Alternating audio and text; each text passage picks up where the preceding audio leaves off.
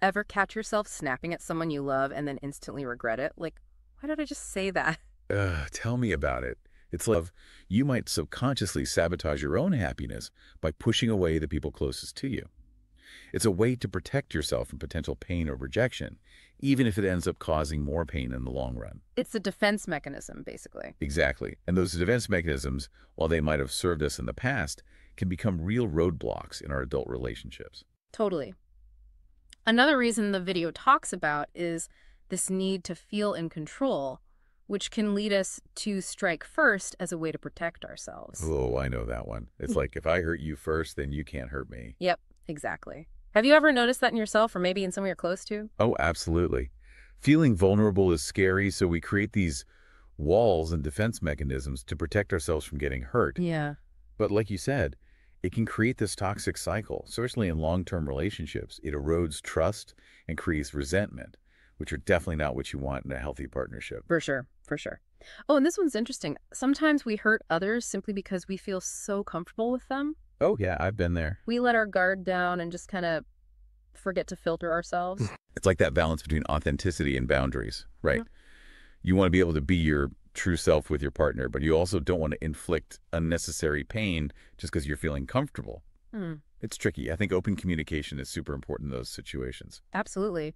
The video also touches on a few other reasons we might lash out, like insecure attachment styles. You hear so much about that these Great. days. Attachment theory is everywhere. And then there's the whole struggle for independence within a relationship, testing boundaries, and those unrealistic expectations we sometimes bring into relationships. You know, expecting a fairy tale romance when real life is often, well, Messier. way messy, exactly. It's true, though. Each of those reasons, whether it's insecure attachment or unrealistic expectations, they all tap into a fundamental aspect of human connection, which is why it's so fascinating to explore them. And, speaking of fascinating, those moments when you're apologizing and saying, I didn't mean to hurt you, but it's like, even if you didn't mean it, the damage is done, right? Right, and Dr. Stusney's article really digs into why that sentiment, while often genuine, can sometimes feel a little hollow to the person on the receiving end. It's like intentions versus impact. Exactly. He calls it the focusing illusion. It's this cognitive bias where we tend to zoom in on our own experience. So we get so caught up in our intentions, our justification for why we said or did something, that we totally miss how deeply those actions might have affected the other person. We're so focused on our side of the street that we don't even see the mess we made on theirs. It's so true. And it gets even more complicated because Dr. Stosny also talks about how pain can actually make us forget other pains. Wait, what do you mean? Like physical pain? Well, he uses the example of physical pain, like stubbing your toe. In that moment of intense pain, it's all you can think about, right? You're not thinking about your deadline at work or that argument you had earlier. Emotionally, it's very similar. Our own pain, whether it's physical or emotional, demands our immediate attention, and that can make it really hard to empathize with someone else's pain in that moment. So it's like our own pain creates this tunnel vision. Exactly. And that's what he calls the pain processing hierarchy. Okay, that makes a lot of sense. It explains why, couples can have such wildly different recollections of arguments. They're both so caught up in their own pain-first perspective that it makes it really tough to find common ground. Right, like each person is starring in their own drama, Yeah. completely missing the other person's side of the story. And if both people are stuck in that reactive, pain-focused mindset, it's no wonder that arguments can escalate so quickly. It's like a recipe for disaster. Pretty much. The article also talks about how anger is often a reflex response to pain, a kind of quick fix that ultimately makes things worse. Oh, I've definitely been there. Anger is such a powerful emotion, and it often stems from feeling hurt or threatened or insecure in some way. So it's like a defense mechanism. Exactly. And when we react with anger, it can give us this temporary sense of control, a surge of energy. But as we all know, acting out in anger rarely solves the underlying problem. In fact, it often creates new ones, right? Damaging the relationship, creating distance, and just reinforcing those negative patterns we're trying to break free from. Which leads us to the big question. How do we actually break free from this cycle? If we're kind of wired to protect ourselves and prioritize our own pain, how can we cultivate healthier, more compassionate relationships?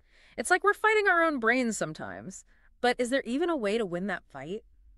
Well, the Site2Go video and Dr. Stusney's article seem optimistic that we can. They focus on really understanding those moments when we lash out, then finding new ways to talk to each other that don't cause more hurt. So it's not like we'll never feel angry or hurt. It's more about how we deal with those feelings so they don't control us. That's the heart of it. Dr. Stosny actually suggests something pretty radical, focusing on compassion, even when we're the ones hurting.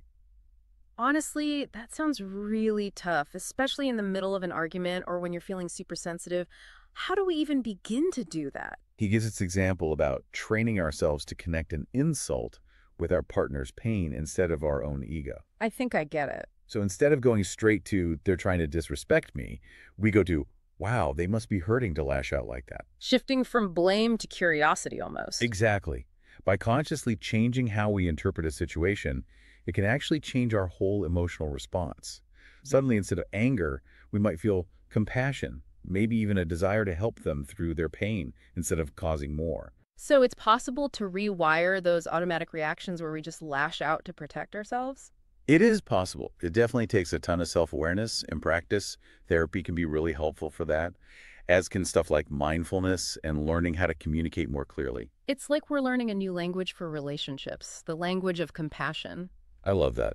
And like learning any new language, it takes time, effort, and probably a few awkward mistakes along the way, but ultimately it can lead to much deeper, more fulfilling connections. This deep dive has been eye-opening. It's such a good reminder that relationships really do take consistent effort, a willingness to understand each other, and maybe most importantly, to look inward at ourselves.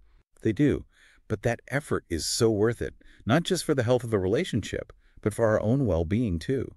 When we understand these patterns of why we hurt the ones we love, we can finally break free and create something stronger, healthier, and more fulfilling. Absolutely. So next time you find yourself about to snap at someone you love, take a breath and remember what we've talked about today. Are you reacting out of your own pain? What's the real impact of your words, regardless of your intentions? And how can you choose compassion instead, even when it's hard? It's something to think about. Thanks for joining us for this deep dive. Catch you next time.